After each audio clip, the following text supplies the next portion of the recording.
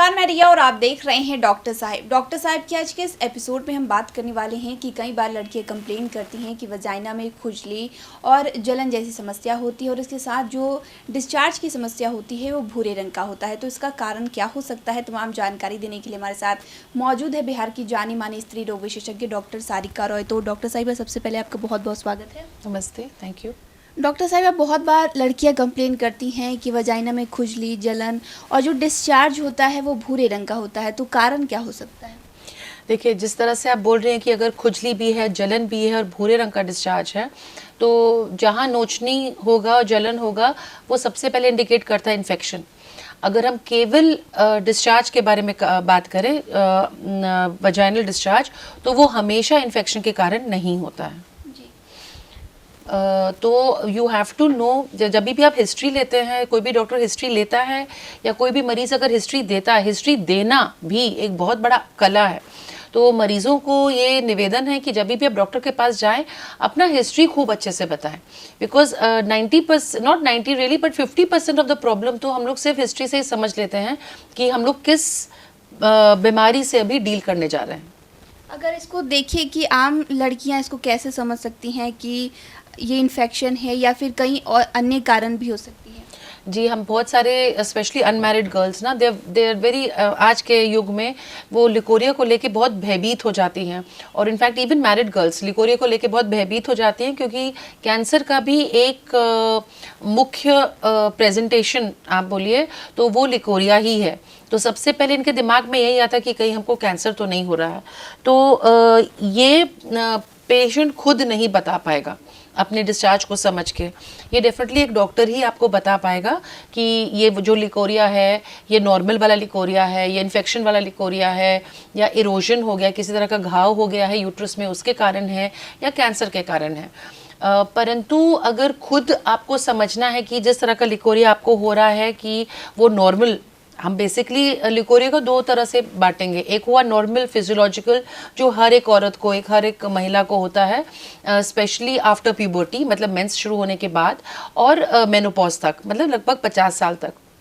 तो बेसिकली ये जो नेचुरल लिकोरिया है ना, it is like a oil, वो एक लुब्रिकेंट है।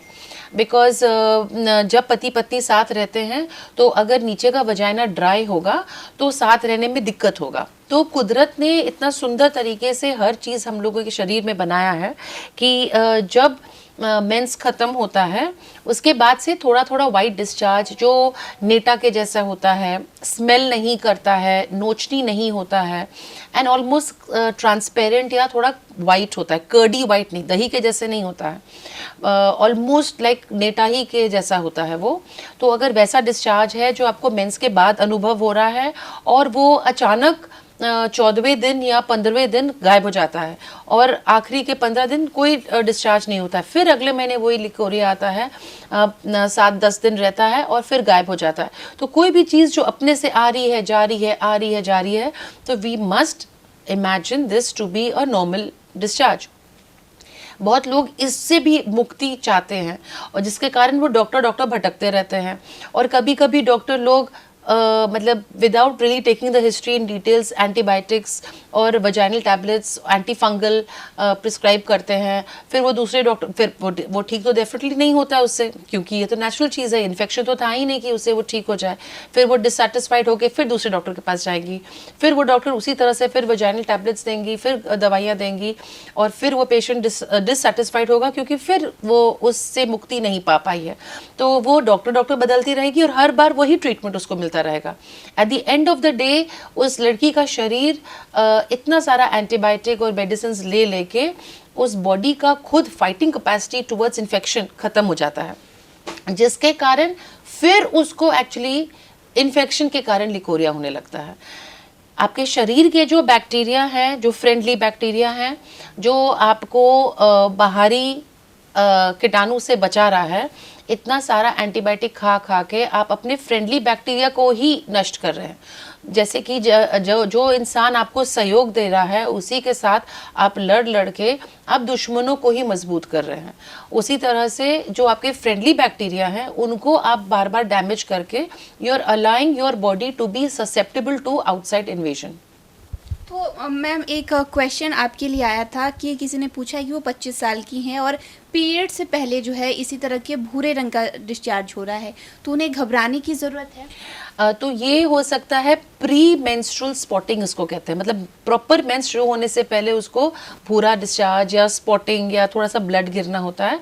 ये भी थोड़ा little bit of hormonal imbalance के कारण हो सकता है, पर ये बहुत चिंता की चीज़ नहीं होती है। इसको इलाज करना भी बहुत ज़्यादा ज़रूरी है नहीं। तो शुक्रिया डॉक्टर साहिबा, जो आपने हमारे दर्शकों के साथ जानकारी साझा की उसके लिए बहुत बहुत शुक्रिया। नमस्ते। तो आप डॉक्टर शारिका रॉय को सुनाए थे, जिन्होंने पूरी जानकारी हमारे साथ साझा की है कि अगर वजाइना में जलन, खुजली और जो भूरे रंग की डिस्चार्ज की समस्या अगर हो रही है तो इसका कारण क्या हो सकता है और उससे कैसे निजात पा सकते हैं।